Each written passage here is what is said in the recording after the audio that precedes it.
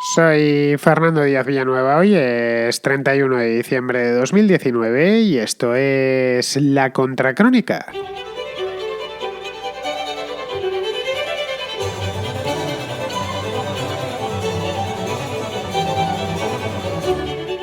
Este mes, el día 9, concretamente, el Washington Post publicó un gran informe sobre la guerra de Afganistán, un conflicto interminable en el que Estados Unidos y sus aliados llevan metidos desde hace ya más de 18 años, desde el mes de octubre del año 2001 exactamente. El informe muestra los fracasos sistemáticos de la coalición y especialmente de los propios Estados Unidos y el modo en el que el gobierno estadounidense, tanto el de George Bush como el de Barack Obama, mintió para mantener las operaciones en marcha un año tras otro. El informe está basado en los llamados Afghanistan Papers, los papeles de Afganistán, un documento hasta ahora inédito, larguísimo por lo demás, de más de 2.000 páginas, en el que se recogen notas y entrevistas, sobre todo entrevistas muy interesantes, por cierto, con militares, diplomáticos, funcionarios de primer nivel, que jugaron en aquel momento, durante estos últimos años, un papel fundamental en distintas fases de esta guerra, especialmente en la primera de las fases que culminó a finales de 2014. Desde 2001, y esto ya son los datos propios de esta guerra de nunca acabar, casi 800.000 militares estadounidenses han sido desplazados a Afganistán, han pasado por allí. De ellos, 2.300 se dejaron la piel, exactamente más que la piel, se dejaron el pellejo, es decir, se dejaron la vida en Afganistán, y otros 20.000 cayeron heridos. El coste económico ha sido inmenso, el coste económico de esta aventura.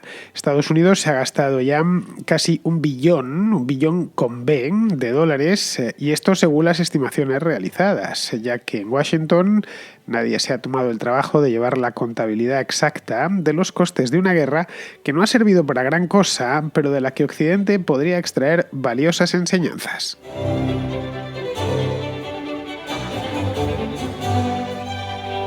No sé si habéis seguido el tema este de los Afghanistan Papers que se publicaron en Estados Unidos, en el Washington Post, pues hace ya 3 semanas, el 9 de diciembre, como os dije antes. Yo sí me enganché hace unos días con él, hace 2 semanas exactamente.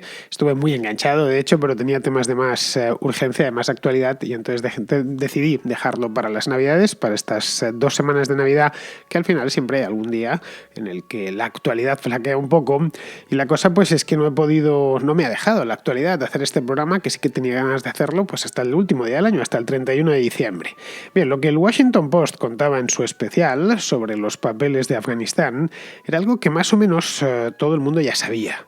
Es decir, que la guerra en Afganistán es un fracaso colosal, un gasto de dinero absurdo y un sacrificio inútil de vidas, especialmente de vidas estadounidenses. Han muerto de otros países de la coalición, también por supuesto, y un montón de ellos, soldados afganos y civiles afganos, pero en la parte que corresponde a esto de los Afghanistan Papers es más de la intervención propiamente, la intervención estadounidense, y esto se podría hacer extensivo a otros países que han participado con tropas y con dinero en esta operación gigantesca, o estas 2 operaciones gigantescas que han tenido lugar en Afganistán en los últimos 18 años. Esto, como os dije hace un momento, empezó en octubre de 2001 y todavía no ha concluido. Vamos, estamos ya prácticamente en 2020. El año próximo hará 20 años de esta guerra, que los que la vimos empezar pues nunca nos hubiéramos imaginado que llegase a durar tanto. En el mejor de los casos le dábamos en aquel momento, a finales de 2001, estábamos todavía bajo la conmoción de los atentados del 11 de septiembre, le dábamos 2 o 3 años como mucho,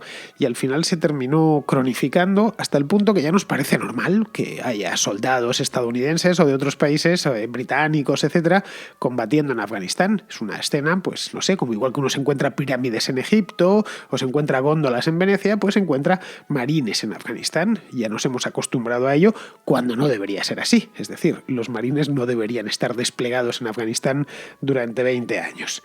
Las transcripciones de las entrevistas de estos que contemplan estos papeles nos muestran que lo mismo que se pensaba ya en aquel entonces, es decir, que la idea que teníamos hace 10 años, por ejemplo, no me voy al principio sí que éramos optimistas, pero que eso mismo que pensábamos hace 10 años es lo que estaba realmente sucediendo.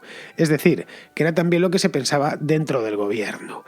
De hecho, ellos tenían muchos motivos para pensar así porque lo estaban viendo. Es decir, sus motivos estaban mucho mejor fundados para creer que aquello, tan pronto como en el año 2007, 2008, 2009, era un fracaso. Es decir, lo conocían de primera mano, cosa que los lectores de periódicos o los propios periodistas pues no conocían de primera mano porque no estaban allí, o si estaban cubriendo alguna historia, pero no desde luego tomando decisiones en todo lo referente a esta guerra. A ver, no son 4 o 5 entrevistas, como podría suponerse. La historia esta de los Afghanistan Papers son 62, en los que en estas 62 entrevistas en primera persona se cuenta la experiencia vivida en aquel avispero, porque lo de Afganistán es realmente un avispero, es decir, pocas guerras han durado tanto tiempo. Estoy hablando de 18 años, un auténtico disparate. Un avispero además completamente inasible por ningún lado y en el que absolutamente nadie ve una solución, o al menos una solución según nos hicimos la composición del lugar en su momento, o nos hicieron, o nos condujeron a que nos hiciésemos esa composición del lugar. Es decir, que lo de Afganistán tenía una solución clara y que se podía llegar a solucionar en algún momento del futuro. No nos dieron fecha, pero bien, esto va a cambiar porque vamos a meter allí muchísimo dinero, muchísimos soldados, las armas más modernas y más sofisticadas del mundo, y es cuestión de tiempo. Quizá no lo hagamos en 6 meses, ni quizá tampoco en 2 años, pero en 5 o 6 es posible que Afganistán sea un país completamente diferente y pueda de nuevo reunirse con el resto de las naciones civilizadas del mundo y caminar por su cuenta. Bien, esto es lo que todos pensábamos al principio y lo que hoy no piensa absolutamente nadie. Y menos que nadie, los mismos que nos han estado diciendo que ahora sí, que es una cuestión de 1 año más o de 2 años más. Es decir, que una historia que ha consumido casi 20 años de esfuerzos, un montón de dinero, como os he dicho, pues un billón de dólares, que ha consumido también la carrera o buena parte de la carrera de muchísimos militares, un militar, un oficial que en 2001 pues tuviese, qué sé yo, en 30 años, por ejemplo, pues es que tiene casi 50. Entonces nos podemos hacer una idea de que ha hecho buena parte de su carrera con la guerra de Afganistán en activo. Es muy probable que haya pasado por ahí, tanto los militares estadounidenses como de otros países, incluido por supuesto España, que terminó enviando a más de 15.000 soldados y militares a lo largo de su intervención, que fue más corta que la de los Estados Unidos. Aquello, recordémoslo, empezó en octubre de 2001, exactamente, me he apuntado aquí el día porque se me había olvidado, y eso que recuerdo el día que empezó esta guerra, lo recuerdo vivamente además, los primeros bombardeos que hubo, lo tengo aquí, el 7 de octubre de 2001, es decir, menos de un mes después de la matanza de las Torres Gemelas en Nueva York, que fue el 11 de septiembre. A esto se le denominó Operación Libertad Duradera, lo recordaréis, Enduring Freedom se llamaba, iba a ser una cosa rápida, vamos, no de 3 semanas ni de 3 meses, pero sí aparentemente iban a llegar, iban a derrocar al gobierno afgano, iban a reconstruir aquello, y a la vuelta, pues quizá de 1 año, quizá incluso menos, se podría hablar de un nuevo Afganistán que nada tuviese que ver con el anterior, con el que se encontraron los aliados dentro de esta operación. Fue una operación gigantesca, la Libertad Duradera, tuvo un montón de gente, de países que se metieron. Tengo aquí la lista completa, porque se metió la OTAN incluso, ¿no? Parte de los Estados Unidos estaba metido el Reino Unido, Francia, Canadá, Alemania, Noruega, Italia, España, Portugal, Polonia, en fin, hasta Dinamarca y Suecia, que son países que por lo general no se suelen meter en este tipo de follones, pues también estaban metidos. Bien, para esta operación, que iba a durar poco, no nos dijeron nunca el tiempo exacto, pero que en principio iba a durar poco, pues resultó que les duró muchísimo, que duró hasta el año 2014, hasta finales de 2014, cuando decidieron empezar una nueva. Digamos, Esta palabra que está tan de moda ahora, resetear. Resetear por completo aquella guerra, parieron una operación nueva llamada Operación Centinela de la Libertad, Freedom Sentinel. Para esta última, el número de aliados ya ha sido sensiblemente menor. España, por ejemplo, la abandonó, ya en la segunda parte no estuvo. Estuvo presente en la primera. Entre el año 2002, los primeros soldados españoles llegaron a principios de 2002 hasta el año 2014, que es cuando se retiró. Pero vamos, por Afganistán han pasado un total de 16.000 militares españoles. Hubo 93 víctimas mortales. Bueno, tras la retirada, esto fue en 2014, pues el año siguiente, en 2015, todavía la embajada española en Kabul fue atacada por unos talibanes, pues ejerciendo de puros terroristas, obviamente, y aquello se saldó, si mal no recuerdo, con un par de policías españoles muertos. Hubo que rechazarles a tiro limpio dentro de la misma embajada. No consiguieron tomarla, eso sí. Bien, Estados Unidos siguió en Afganistán, al igual que otros países se habían salido, como es el caso de España, y tiene actualmente unos 9.000 efectivos desplegados sobre el terreno. Y no parece que hayan terminado su trabajo, que es lo mejor de todo, o mejor dicho, lo peor de todo. Su trabajo en origen consistía en, lo primero, liquidar al régimen talibán.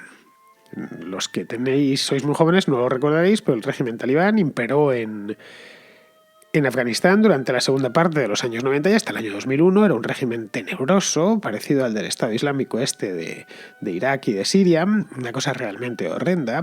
Bueno, salían, recuerdo, año 98, 99, 2000, salían imágenes por televisión que a todos nos ponían los pelos de punta. Pues lo primero era acabar con ese régimen político, borrarlo de la faz de la tierra, lo cual, por supuesto, aquello no podía tener ningún tipo de enemigos. Todos estábamos de acuerdo en que gente como los talibanes desapareciesen. Esa sería la primera cosa. La segunda era estabilizar el país, un país que llevaba en guerra desde los años 70, desde que pues poco menos que empezaron los enfrentamientos, antes incluso de la invasión soviética, en 1979 el país ya había empezado a enfrentarse los propios afganos entre ellos, y habían pasado 20 años y seguían más de 20 años y el país era un país con una guerra cronificada. Se pensaba que tras esta intervención multinacional la guerra se iba a acabar. Todo lo contrario. Los afganos, para desgracia suya, han encadenado 40 años, más de 40 años de guerra, pues prácticamente ininterrumpida, porque la dictadura talibán fue también una guerra de cierto estilo, una guerra de los talibanes contra su propio pueblo. Bien, esto era la segunda parte. Y la tercera era crear una nueva institucionalidad. Es decir, inventarse un nuevo Afganistán, una nueva república de Afganistán, pues con unos miembros completamente distintos. Lo primero, no lo han conseguido, lo de estabilizar el país. Bueno, lo primero sería lo de liquidar el régimen talibán, que sí lo consiguieron, evidentemente, pero luego lo otro, lo de estabilizar el país, no lo han conseguido. A la vista está que sigue la guerra. Y lo segundo lo han conseguido, pero solo parcialmente.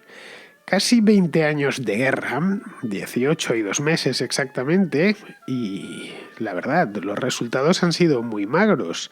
No han conseguido instaurar un gobierno central fuerte y democrático, tal y como tenían planeado, ni derrotar completamente a los talibanes. Se les sacó del gobierno, se acabó con el régimen, pero talibanes sigue habiendo.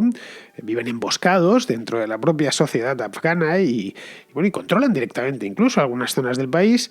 Tampoco han eliminado, y esto era todos los objetivos, los cultivos de adormidera, que es esta planta con la que luego se elabora la heroína, y por supuesto no han conseguido que Afganistán vuelva a tener una economía digna de tal nombre.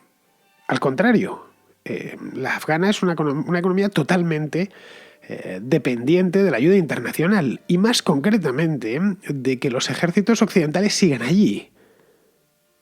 La de Afganistán es una especie de guerra que se devora a sí misma en una suerte de bucle infinito.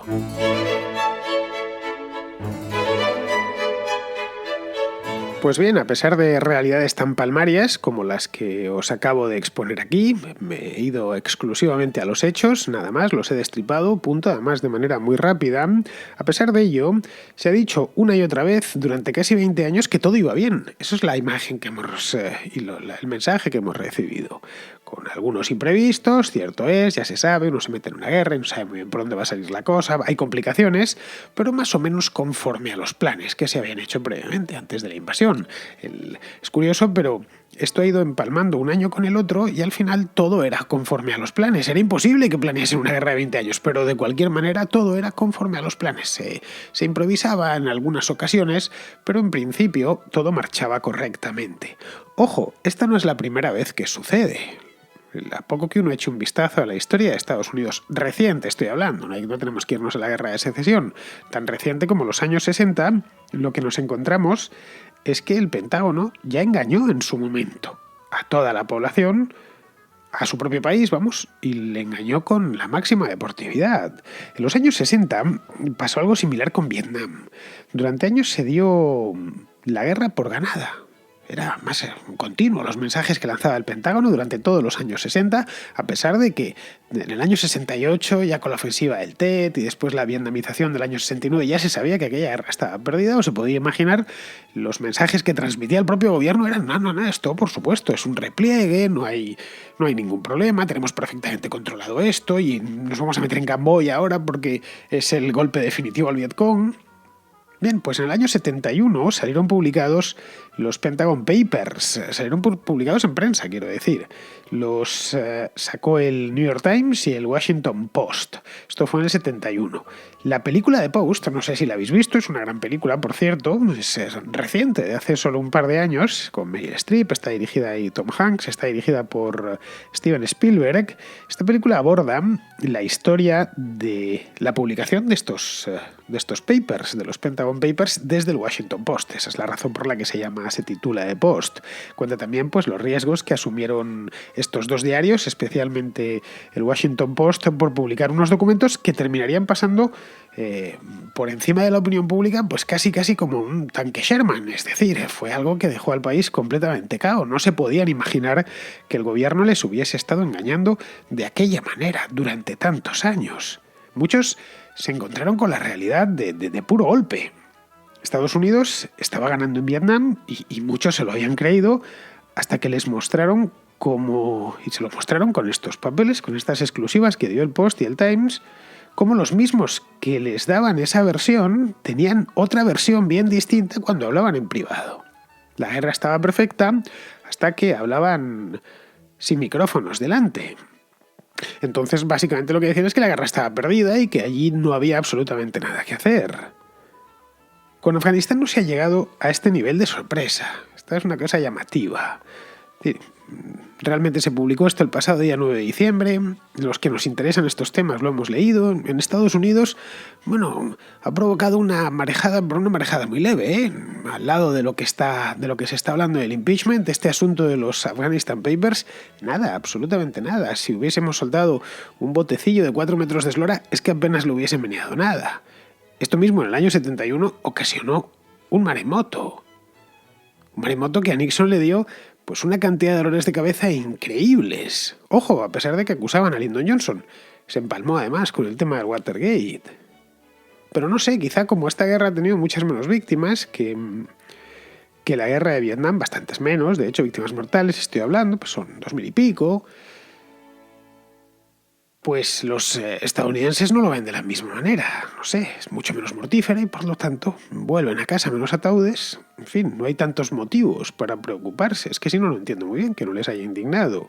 Pero vamos, el punto no es ese. El punto es el engaño sistemático por parte de los sucesivos gobiernos y de 3 administraciones distintas. Porque no estamos hablando de los engaños de los Pentagon Papers, que fueron a fin de cuentas, no llegó una década. En este caso llevamos casi 2. Pero no ha pasado nada. En 1971 hubo un escándalo nacional de grandísimas dimensiones, que empalmó, como os he dicho antes, además en el tiempo. Un año después estalló la historia del Watergate. Ahora, tras la publicación de los papeles de Afganistán, impera el silencio, o mejor dicho, el más absoluto desinterés. Y eso me ha llamado bastante la atención. Es decir, que la población, en cierto modo, descuenta que les mienten. Están más o menos, lo asumen bien el Pentágono. ¿Cuál es la labor del Pentágono? Mentirnos. Me parece perfectamente lógico. Y aquí no pasa nada. Mentirnos y entre tanto gastarse nuestro dinero. Es que, repito la cifra, es que es $1 billón. La cantidad de cosas que se pueden hacer con $1 billón son muchas. Cosas que los los contribuyentes van a valorar mucho más, entre otras dejárselos ese billón en su bolsillo, eso para empezar. Pero puestos a gastarlos hay infinidad de cosas mejores en las que se puede gastar $1 billón. Pero bueno, les parece ser que les da igual. Mientras el número de víctimas no se torne en algo, la cifra, quiero decir, en algo intolerable, pueden seguir allí eternamente, 10 años más, 20 años más. Luego los papeles de Afganistán nos dicen algo más.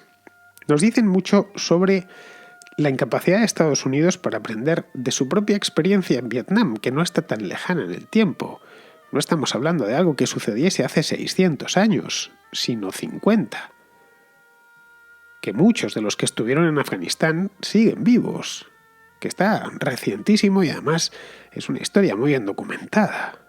Una guerra de las características de la de Vietnam o de la de Afganistán, que en muchos puntos son concomitantes, simplemente no se puede leer en clave de ganar o perder, que es como lo ha estado leyendo el Pentágono. Vamos ganando. Es cuestión de un año más, de 3 años más y ganaremos la guerra.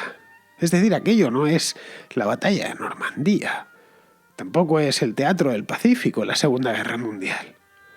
En Afganistán, el ejército estadounidense derrotó primero a los talibanes en unas partes del país. Eso es lo primero que vimos cuando estábamos todos interesados en aquella guerra, ya por el año 2001-2002. Luego ya vino la guerra de Irak y lo de Afganistán quedó un poco al margen.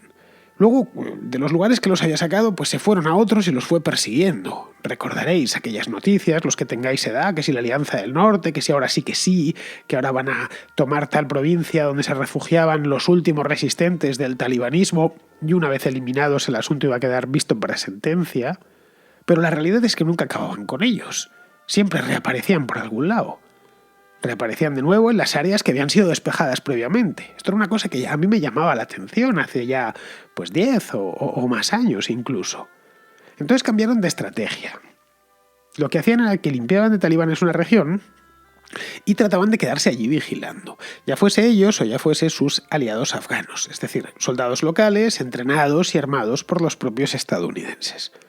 O se buscaba algún país aliado para que pusiese allí una base, para mantener vigilada esa zona que ya había sido liberada de talibanes. Muchas veces estos países aliados lo único que hacían era encerrarse en las bases. El ejército español es, por ejemplo, una de las cosas que hizo. Una de sus tácticas fue encerrarse en la base para evitarse problemas, porque si salían, de un modo u otro, iban a encontrarse envueltos en tiroteos, que era lo que querían huir porque no querían, los gobernantes en España concretamente, no querían tener que traer féretros desde Afganistán, lo cual es perfectamente lógico.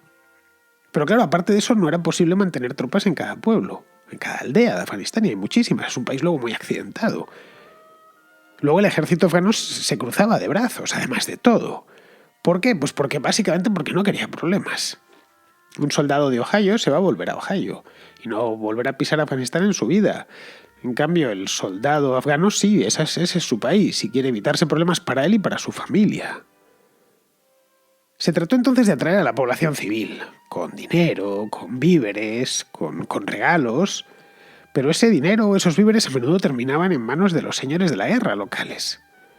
Los aldeanos, entre tanto, pues evitaban resistirse a los talibanes, que según había desaparecido la patrulla estadounidense, volvían esa misma noche. ¿Por qué? Pues porque o les temían, o porque tenían familiares entre los propios talibanes, o porque en muchos aspectos, y esto no hay que negarlo, la población local simpatizaba en algunos puntos con los propios talibanes. Luego en Afganistán no se podía llevar a cabo una guerra frontal y total, como la desplegada, por ejemplo, contra el Estado Islámico en Siria. No por nada, sino porque aquello hubiera sido una carnicería y el preludio de un levantamiento popular, que hubiera necesitado más tropas, etc. Problemas internacionales, en fin, nada nuevo. Todo esto lo saben en el Pentágono. Y es de hecho lo que se extrae de estas entrevistas de los Afghanistan Papers. Por lo que el dilema que enfrenta Estados Unidos, ahora mismo el gobierno de los Estados Unidos, es de cierta envergadura. Puede seguir así otros 20 años y gastarse otro $1 billón, o asumir que los objetivos que se propuso en 2001 son simplemente imposibles de conseguir. No hay más. a la vista de cómo ha ido desenganchándose de manera paulatina, especialmente en los últimos 5 años, desenganchándose del conflicto, quiero decir, pues se diría que están en lo segundo, es decir, que están más o menos entendiendo y actuando en consecuencia, aunque no reconociéndolo públicamente. En fin, ya solo les falta decirse la verdad a sí mismos y, ya de paso, decírsela a la gente.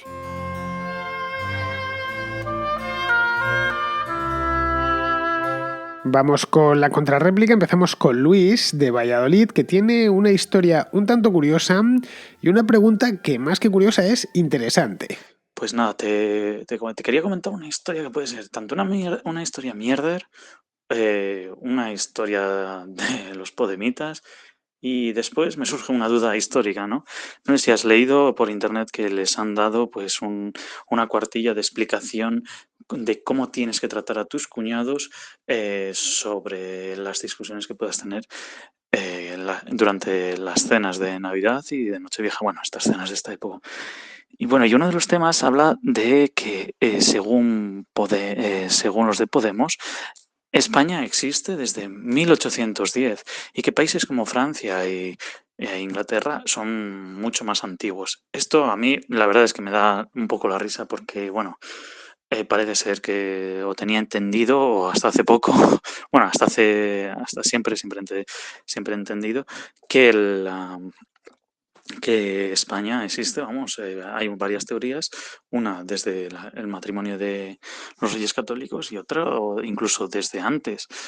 Cierto es que el comportamiento como nación nace posteriormente, ya cuando están un poquitín más reunificada la gente, pero la idea de España viene incluso desde la época romana, que es lo que después conquistan los visigodos, ¿no? En cierta manera, el matrimonio de los Reyes Católicos es unir ambas coronas para conseguir volver a tener el supuesto reino visigodo que había en su momento.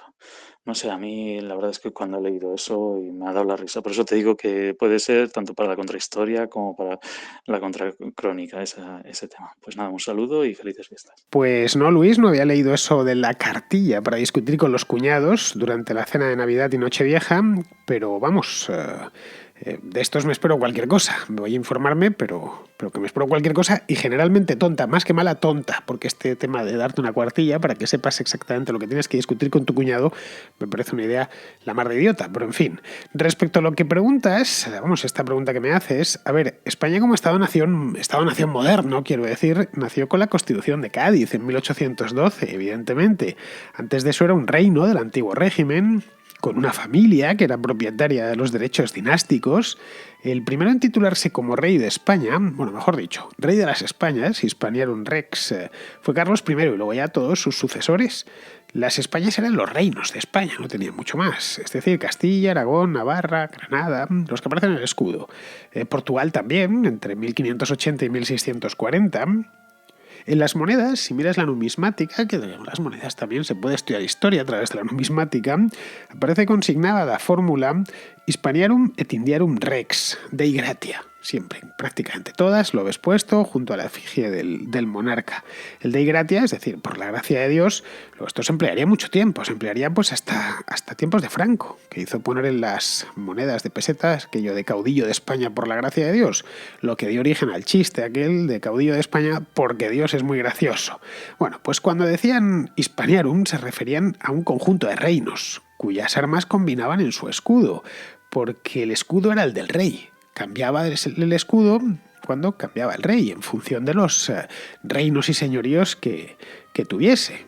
Cuando perdió el de Portugal, pues desapareció. Felipe IV lo tuvo, pero Carlos II ya no. Así que estas cosas, los escudos de los reyes cambiaban. El Estado era el rey, o mejor dicho, era propiedad del rey, porque Dios lo había decidido así. No existía la idea de Estado-nación que hoy tenemos tan clara, tampoco había bandera. No existía la bandera de España en el siglo XVII o en el siglo XVIII. Evidentemente la idea de España estaba ahí, claro, desde mucho antes. El nombre, está claro, viene de la antigua Roma. Luego la geografía tampoco deja lugar a muchas interpretaciones. Los límites de Hispania ya desde muy antiguo estaban bastante claros, porque es una península separada del continente por una barrera montañosa bastante alta. Es decir, que es casi una isla. Pero bueno, en la Edad Media un castellano o un aragonés que llegase, qué sé yo, por ejemplo, a Italia, era considerado un españolo. En la Universidad de Bolonia, por ejemplo, existía desde la Edad Media, existía el Colegio de los Españoles, al que acudían a estudiar tanto los castellanos como los aragoneses, los navarros o incluso los portugueses. Este colegio sigue existiendo, se llama el Real Colegio de España de Bolonia y hoy está bajo protección del rey, etcétera. En Roma había también una iglesia para los españoles. Se llamaba Santa María in Monserrato degli Spagnoli. Bueno, se llamaba y se sigue llamando porque sigue existiendo, es decir, Santa María de Montserrat de los españoles. La iglesia está dedicada, lo dice el nombre, pues a la Virgen de Montserrat, que es una virgen catalana. Pero vamos, la España que hoy conocemos nació efectivamente en el siglo XIX, pues como el resto de los estados-nación de Europa. Eso sí, nació sobre un sustrato previo. No se inventaron algo que no había existido nunca ni sobre lo que no existía noción alguna. Bien, vamos ahora con Edmundo, de Bolivia, que nos habla sobre el tema este tan turbio de la Embajada de México en Bolivia que trataba yo ayer en la Contracrónica. Escuché tu programa esta mañana sobre pues la fuga frustrada, si lo podríamos llamar así, de la gente, de los bolivianos en la Embajada de México. Te felicito por la precisión de los datos. Me parece que todo lo que has transmitido es cierto, es correcto, es veraz. Solamente quería añadir un dato que se te pasó y que creo que es importante. Los 4 GEO que participaron en el suceso, en este hecho, estaban encapuchados. No te olvides de mencionar eso. Tenían, si bien no era una capucha montañera, la llamamos, que te cubre toda la cabeza, eran como medias capuchas que estaban cubiertas la nariz, la boca y las orejas. Y luego quisiera agregar que realmente si acudimos a juzgar este hecho con la ayuda de la navaja de Occam, pues todo tiene mucho más sentido. Pero como bien lo menciona, esperemos a ver la versión oficial. Sin embargo, todo indica que estaban tratando de sacar a los bolivianos que tienen cuentas pendientes con la justicia de la Embajada de México con la colaboración de la diplomacia española en Bolivia. Gracias, Fernando. Felicidades por tu programa. Muy buenos días. Sí que dije que estaban encapuchados, Edmundo, lo dije además en varias ocasiones. Llevaban, no era propiamente una capucha, llevaban lo que en España se conoce como una braga, que tapa la parte principal de la cara, aunque deja los ojos y el pelo a la vista. Pero vamos, no sabemos muy bien exactamente lo que pasó, cuáles eran sus intenciones, pero efectivamente todo indica que iban a extraer a alguien de la residencia de la embajadora mexicana. Bien, seguimos con Martín, otro oyente boliviano, que nos habla también de los sucesos de La Paz. Pues como tú dices, pues esto huele mal y muy mal. Tal es así que bueno que el gobierno boliviano ha declarado persona no grata a la embajadora mexicana, a la encargada de negocios de la embajada de España y al cónsul de España, me parece, en Bolivia. Y bueno, pues el gobierno español pues no se ha quedado atrás y bueno, pues también les dio 72 horas a 3 miembros diplomáticos bolivianos para abandonar el suelo español, ¿no? Pues eso me sabe mal porque, bueno, pues lo primordial es de que a Bolivia y España les unen unos nexos culturales muy fuertes ya desde hace bastante tiempo, si no te puedo decir desde hace siglos, y lo que debe predominar son las buenas relaciones y la hermandad entre ambos países. También solo espero que el gobierno boliviano y el prestigio bien ganado de la diplomacia española en Latinoamérica queden satisfechos con las explicaciones de quien tenga que hacerlas y que las haga en tiempo oportuno y con el contenido adecuado de ellas, ¿vale? Dicho esto, creo que Bolivia está recibiendo palos por todos sitios de los gobiernos provenientes que están alineados con el socialismo del siglo XXI. Es que tanto México como la Argentina están defendiendo a ultranza a Evo Morales y no se dan cuenta que este señor, pues, solo por ponerte un ejemplo, pues, dijo que quisiera, que lo dijo cuando estando en México, cuando Evo Morales estaba en México, que lo que quería era cercar las ciudades, dejar sin alimento a la ciudad de La Paz, dejarlos sin combustible para que sepan lo que es vivir en una dictadura. Pues yo no sé, es que no sé cómo gobiernos democráticos defienden a una persona de la calaña de Evo Morales con este tipo que ha hecho este tipo de declaraciones. Haciendo esas declaraciones desde México cuando, cuando estaban las cosas, pero bastante crudas en Bolivia. No me parece de recibo lo que está pasando con los gobiernos de México y Argentina defendiendo a este señor. Y por otra parte, pues, hombre, yo me he tomado la libertad de buscar la tesis doctoral que hizo Íñigo Errejón en la Universidad Complutense de Madrid. Y da la casualidad de que, bueno, pues es que el título no deja lugar a la duda sobre la afinidad que tenía este señor y su partido, ¿no? Como él es cofundador de Podemos en España, ¿no? Mira, el título es Lucha por la hegemonía durante el primer gobierno del MAS en Bolivia, un análisis discursivo. Pues ese es el título de este personaje de la política española. Que bueno, y aquí y aquí pues ya se demuestra que bueno, pues que este partido, Podemos, pues tenía tanta afinidad con los gobiernos alineados con el socialismo del siglo XXI y el Pacto de San Pablo en Latinoamérica. Y bueno, yo solo espero pues de que no hayan consecuencias eh, diplomáticas muy funestas en las relaciones con Bolivia y España. Un saludo y hasta luego. Pues sí, Martín, efectivamente todo esto ha sido un disparate impropio de tres países hermanos, como son España, Bolivia y México. Respecto a lo que preguntas de por qué gobiernos como el mexicano o el argentino defienden a Evo Morales, pues evidentemente es por motivos ideológicos y nada más.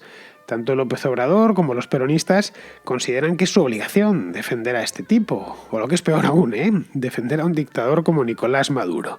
Muy bien, pues vamos a ir terminando ya, vamos con Pizarro, que nos habla también del tema de Bolivia. Los hechos que nadie niega son que la encargada de negocios de la Embajada Española en Bolivia visitó con 2 vehículos y varios geos embozados a la embajadora mexicana en Bolivia en su residencia de La Paz.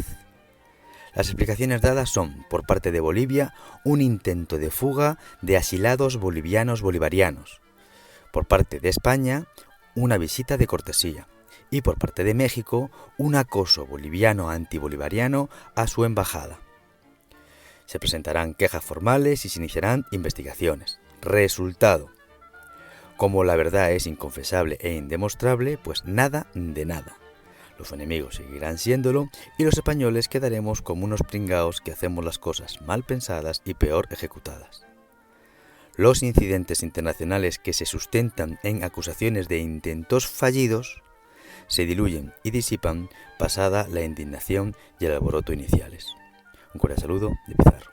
Y con esto, queridos amigos, terminamos el programa de hoy y terminamos también el año 2019.